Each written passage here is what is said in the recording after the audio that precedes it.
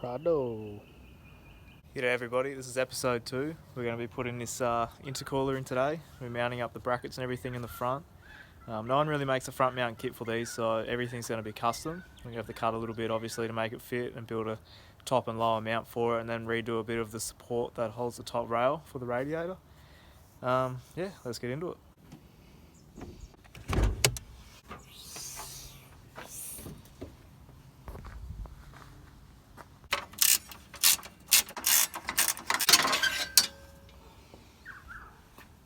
So this is the first piece of the puzzle, this rail here.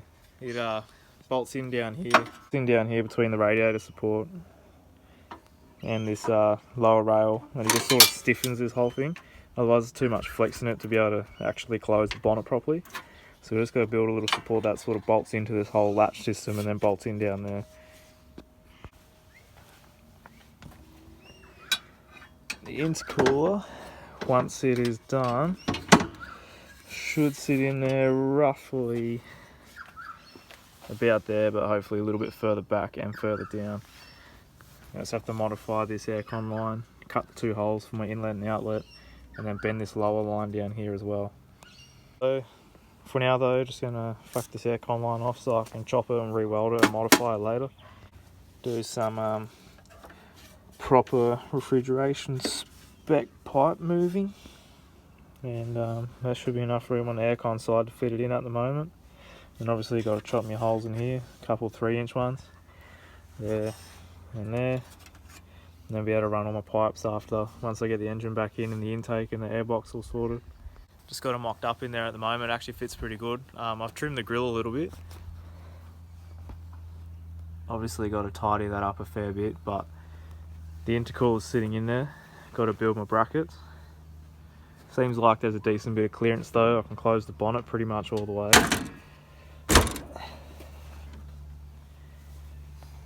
Once it's bolted in there, a little bit more trimming, she should fit pretty good. Just for some more clearance, I'm going to be doing a flat sort of bracket like that. I'll just have to run a spacer and a bolt through from this lower hole just to help brace that bracket a little bit, but it's pretty much going to end up like that with 2 bolts down in there.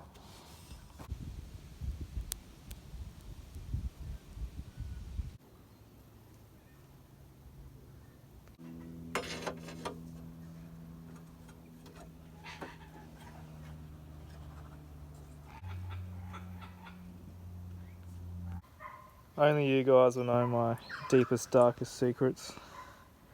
This is one fancy ass welding table. So I've got it just tacked up and sitting in there at the moment, but basically the bonnet latch is going to bolt in just there on that plate there once it's all trimmed up and everything. But yeah.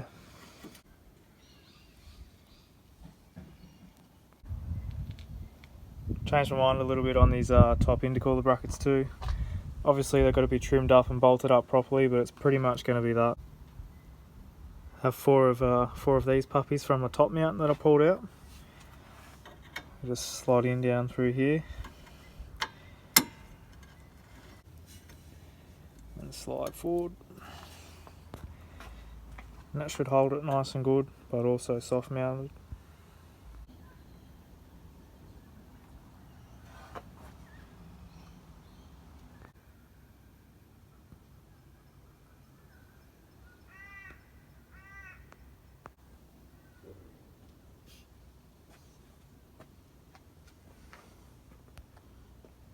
It's a couple days later now.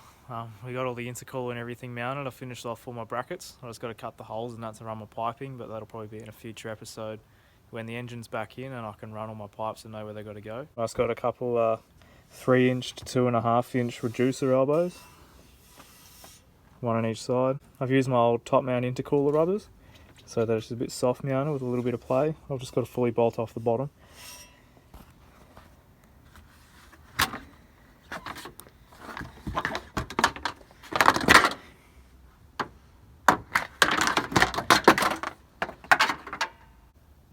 Just got it all mounted up, bolted up to that top rail with the bonnet latch, which is all nice and supported now with that other brace that I built down the back.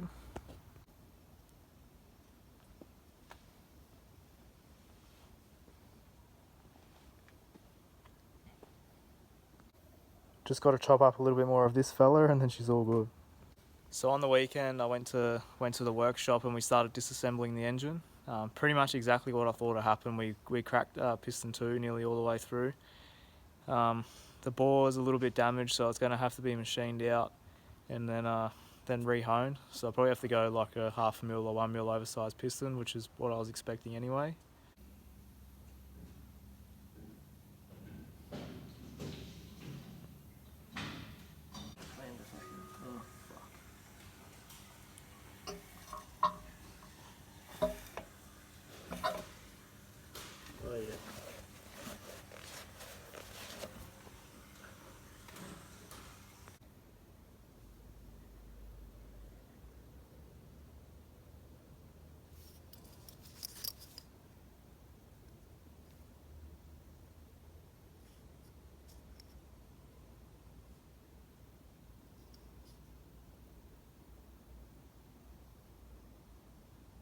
Now that we got the intercooler mounted, the engine's completely disassembled and it's ready to go to the machine shop.